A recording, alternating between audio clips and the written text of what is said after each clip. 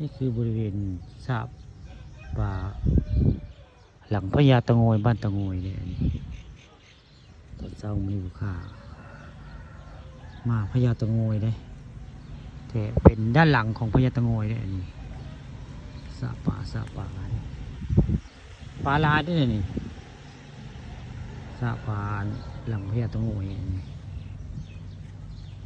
นี่ครับปลาผาใหญ่เลยข้างหน้าก็เป็นปูตาได้เจ้าปูตาบ้านตะโงยละมงต้นไม้ยุ่มหนึ่งปูตาเยอะหั่นล่ะหมงนี่ข้าเจ้าเอาปลาข้าเจ้ามาปล่อยนี่แทนมาปล่อยง่ายปล่อยโคปล่อยเข็นข้าเจ้าว่าอันนี้ไผ่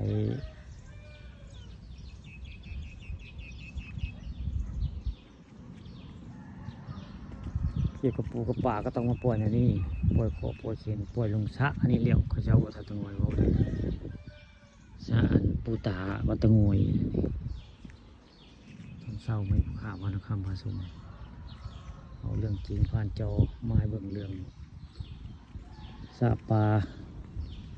บัดตะโงยหรือว่าพญาตะโงยปลาหลายปลาใหญ่ได้หมองปลามีก็มีวงสะพานข้ามสระหรือว่าศาลาอยู่กลางสระได้นี่อยู่กลางสระหมองได้นี่ถ้าแม่นเดียวมีอาหารมาว่านนี่เห็นปลาลายได้มองปลาสิลายได้ควรจะขึ้นมาเห็นลายได้มองปลามองใต้สะพานนั้นสระปลาพญาตะโงยคนก็เป็นคือเป็นไผ่โคบได้พวกมวยปลาผาขึ้นบ่เนาะพวกปลาลายได้พวกหมู่จะปลาตะเพียนพวกมองนี่เบิ่งพีเพลินคือว่ามีป่านี่ได้ครับผมขึ้นพื้นไว้เบิ่งแล้วลายจะได้ผมยามเพิ่นขึ้นนี่อยากโชว์ตัวไว้เบิ่งก็ลายจะได้ป่าบริเวณนั้นมองหลังพญาตะโงยนี่คืออยู่ด้านหลังพญาตะโงยมองขาถ่ายทำสระป่าเพิ่นสระปลาแล้วก็ปูตาบัตตะโงยแหละหมงวันนี้ในโมวันจาอยู่ในสระปลาบัตตะโงยหลังพญาตะโงย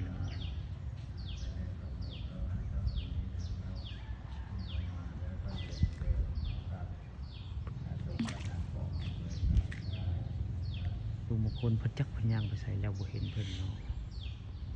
ข้าก็เลยมาถ่ายปลาบริเวณนี้ปลาก็ลายใช่ไหมมีทั้งโน้นทั้งใหญ่บางครั้งก็จะมีปลาพาได้ขึ้นมาเห็นตัวบักใหญ่ในปลาพาก็ได้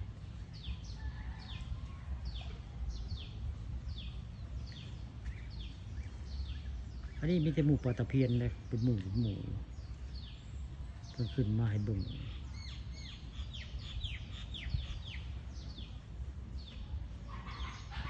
อยากเห็นปลาลายต้องมาวาดหัวหารได้หมด